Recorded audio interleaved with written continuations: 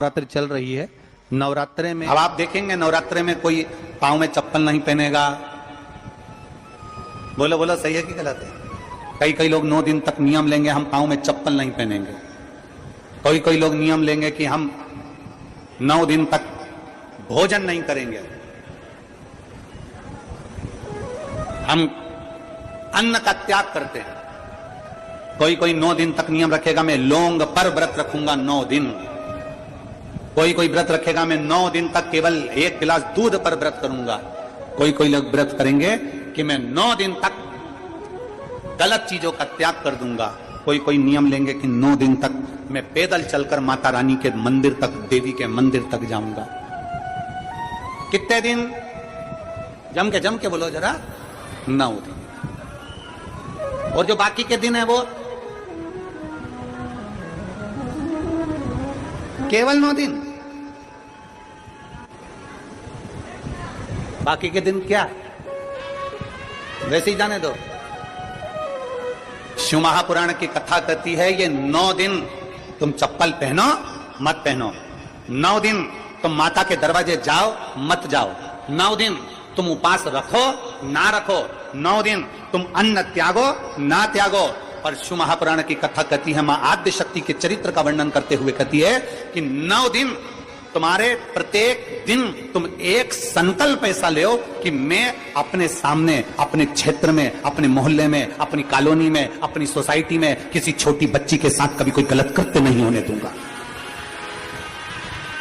9 दिन में दूसरा नियम लो, हमारे मोहल्ले में, हमारे क्षेत्र में, हमारी कॉलोनी में, हमारी सोसाइटी में मैं कभी अपनी सोसाइटी में, अपनी कॉलोनी में, अपने क्षेत्र में कोई गलत व्यसन नहीं होने दूंगा।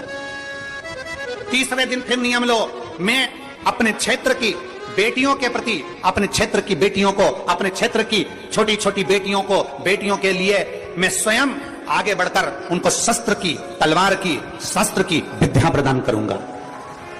चौथे दिन नियम लो, मैं माता रानी के चौथे दिन नियम लेता हूं कि मैं अपनी नवरात्रि में, इस नवरात्रि में चौथे दिन का नियम धारण करता हूं कि मैं अपने क्षेत्र की बेटियों को शास्त्र की विद्या दूंगा, गीता की विद्या दूंगा, रामायण की विद्या दूंगा। 5वें दिन का नियम लो, मैं 5वें दिन का नियम लेता हूं कि मेरे क्षेत्र की बहन बेटियों के लिए मैं 5वें दिन का नियम लेता हूं कि मेरे क्षेत्र की बहन बेटियां अगर आधी रात को भी कहीं जा रही हैं, हॉस्पिटल जा रही हैं, कहीं किसी कार्य से जा रही हैं, रिश्तेदार के यहां जा रही हैं, मेरे क्षेत्र में उनको भय उत्पन्न नहीं होगा, मेरा बल इतना प्रबल रहेगा।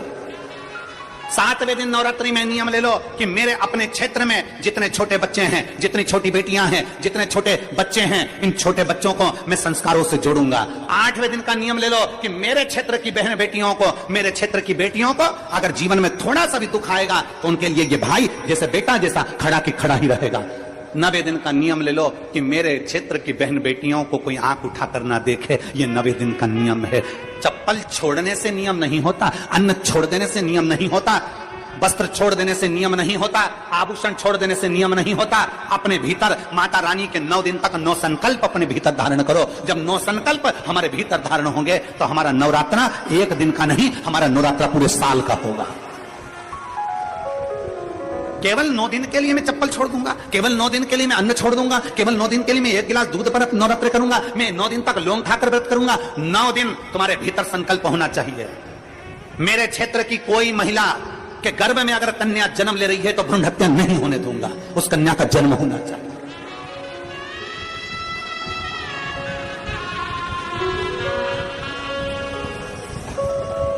अपने 9 नियम बनाइए, अपने 9 नियम बनाइए। केवल रोटी नहीं खाऊंगा, 9 दिन रोटी नहीं खाऊंगा, पर दुनिया के प्राण खाऊंगा। 9 दिन में 1 गिलास दूध लेकर व्रत करूंगा, और जैसे ही दशहरा आएगा दूसरे दिन हो जाए। अरे त्याग, दूध का नियम ले रहा है कि 1 गिलास दूध पे 9 दिन निकालूंगा। व्रत ले कि ये 9 दिन तो दूध पर, और 10वें दिन से जो मैं गलत चीज पीता था, मदिरा का पान करता था, उसको त्यागता हूं। तो देवी जी प्रसन्न होगी, तो दुर्गा प्रसन्न होगी, तो जगत जननी प्रसन्न होगी। केवल 9 दिन, केवल 9 दिन। ना, खूब भगवान का भजन करो। गरबा करना आता है आप लोगों को? अरे बोलो तो जम के आते। गरबे में बस ऐसे ऐसे हाथ हिलाते रहो तो गरबा हो जाता है? गरबे में ये दो हाथों का मिलना जरूरी होता है। बोलो सही है कि गलत है? क्यों मां जगदम्बा दुर्गा भवानी के दरबार में ये दो हाथों से ताली बजाते हुए गरबा होता है? क्यों, किस लिए?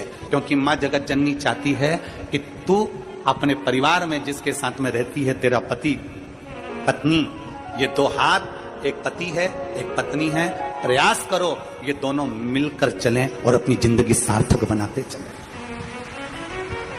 अपनी जिंदगी सार्थक।